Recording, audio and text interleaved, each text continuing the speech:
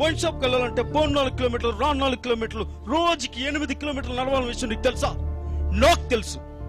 మందంటే నాటు తాగాలని, royal stag అంటే 6 నెలలకు ఒకసారి తాగాలని, ఫుల్ గా తాగిన రోజే పండుగ అంటారనే విషయం నీకు తెలుసా? నాకు తెలుసు.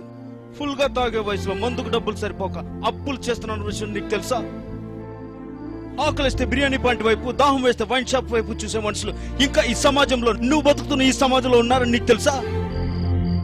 2 బీర్లు తాగిన కిక్ ఎక్కకపోతే ఆ బాధ ఎలా ఉంటుందో నువ్వు ఎప్పుడు అనుభవించావా? నేను అనుభవించా. రాత్రి ముందు ఎక్కువైపోయి హ్యాంగ్ ఓవర్ వల్ల కొన్ని టన్నుల బరువుతో నెట్టి మీద కొట్టినట్టు నీకెప్పుడైనా అనిపించిందా? మందు దొరికి గ్లాసు వాటర్ ప్యాకెట్ దొరకకపోతే ఎంత బాధగా ఉంటుంది ఎప్పుడు నువ్వు అనుభవించావా? నువ్వు ఎప్పుడైనా అనుభవించావా? మనకి ఈ సమాజంలో తాగడానికి మన దగ్గర ఉన్న పేరు, మన దగ్గర ఉన్న అధికారం, మన శక్తి ఏది సరిపోదు. ఈ జనం మధ్య తాగలేక దూరంగా పోయి తాగాలని నీకు ఎప్పుడైనా అనిపించిందా?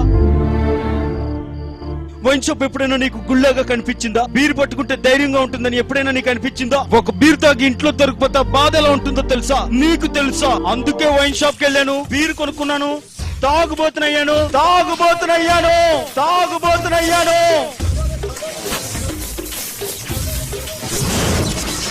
ఇక్కడ మందు గురించి మాట్లాడే హక్కు నాకు మాత్రమే ఉంది.